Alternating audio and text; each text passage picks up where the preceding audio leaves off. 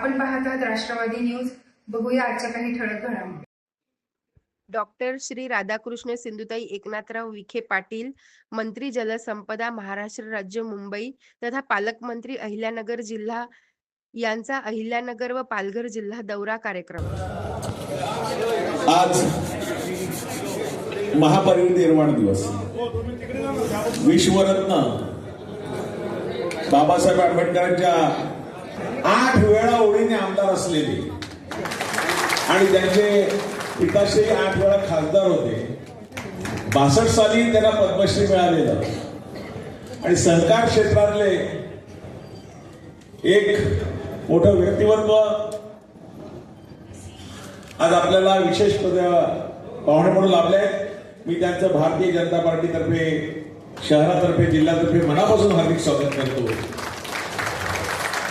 आमच्या आमदार स्नेहाताई दुबे, जिल्हाध्यक्ष प्रज्ञाताई पाटील, महेंद्र पाटील आणि सर्व चौबेटी आणि सर्व उपस्थित पदाधिकारी, समोर बसलेल्या आमच्या सर्व सन्माननीय कार्यकर्ते, माजी नगरसेविका आमच्या सुषमाताई पण इथे आहेत, बाकी सगळे आहेत, कल्पक पाटील पण आहेत, सगळे उपस्थित सर्व आपल्या धुरी अण्णा आहेत, उत्तम कुमार आहेत, हरेंद्रदा आहेत, अस्ताजी, मनोज पाटील, सर्व मोफत झालेलं. बऱ्याच वेळा आपण जेव्हा लोकांमध्ये जातो, लोकांमध्ये चर्चा करतो, लोकांना माहितच आहे की आदरणीय मोदी साहेबांचा उपक्रम आहे किंवा भारतीय जनता पक्षाचा उपक्रम. मी माझे एक मतदारसंघ उदाहरण देतो की जिल्ह्यामध्ये सुद्धा प्रत्येक धान्य दुकानाच्या बाहेर भारतीय जनता पक्षाचं बोर्ड लावतो. तर प्रत्येक दुकान धान्य घेऊन जाणाऱ्या माणसाला भाजपची पिशवी देऊन ते आता पूर्णपणे कंपल्सरी केलेलं आहे. त्याला वाटलं पाहिजे मोदी साहेबांचं काम. हे आपल्याला कार्यकर्त्यांनी बऱ्याच वेळा आपण ते आपल्याकडून लावलं. आयुष्यमान भारतचे आपण घरोघर काढ वाटत 5 लाखाचे, बरोबर. किंवा आता आपल्या महात्मा फुले जन आरोग्य योजनेची एवढी मोठी योजना आपले लाडके मुख्यमंत्री माननीय देवेंद्रजी या ठिकाणी सुरू केली. जगात सगळ्यात मोठं आरोग्य कवच देण्याचं काम आदरणीय मोदी साहेबांनी केलं. त्याची परिस्थिती आपण पाहतोय किंवा राज्यामध्ये आपली योजना राज्य सरकार तयार करतंय. अशा अनेक योजना आहेत की ज्यामध्ये आता खरे कार्यकर्त्यांनी निवडणुकीच्या पार्श्वभूमीवर आपल्याला लोकांशी जाऊन आपला हा संवाद केला पाहिजे.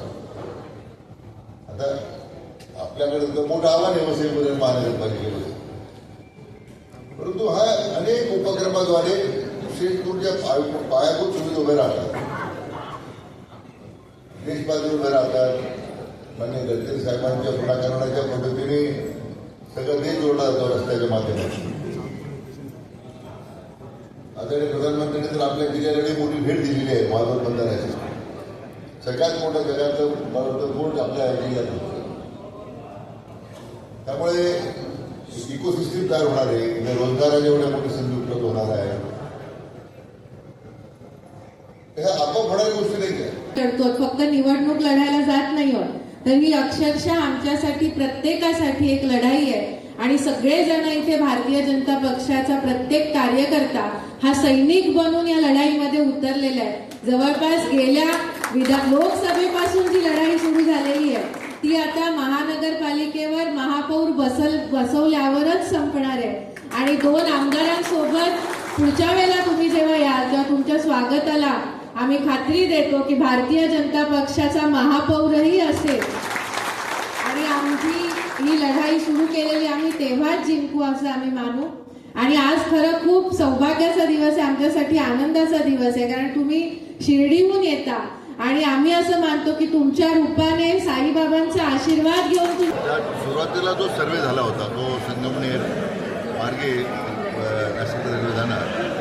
नंतरच्या काळामध्ये आता परत काही रेल्वे खात्याने काही त्याच्यामध्ये काय दृष्टिकोन काय भूमिका घेतली. स्वतः रेल्वे मंत्र्यांशी भेटणार आहे या बाबतीमध्ये आणि लोकांच्या भावना ज्या आहेत त्याचा आदर झाला पाहिजे अशी विनंती करणार.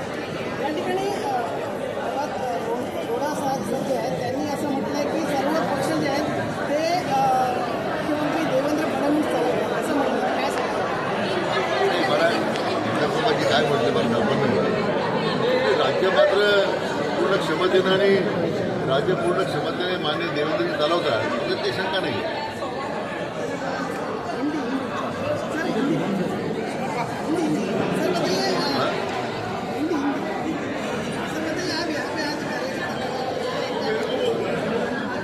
महानगर पालिका के चुनाव अभी होने जा रहे हैं.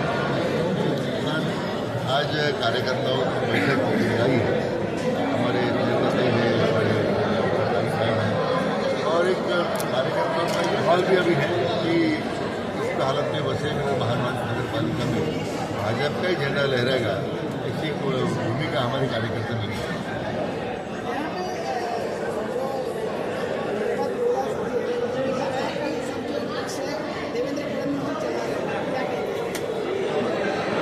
क्या मुझे मालूम नहीं उन्होंने किस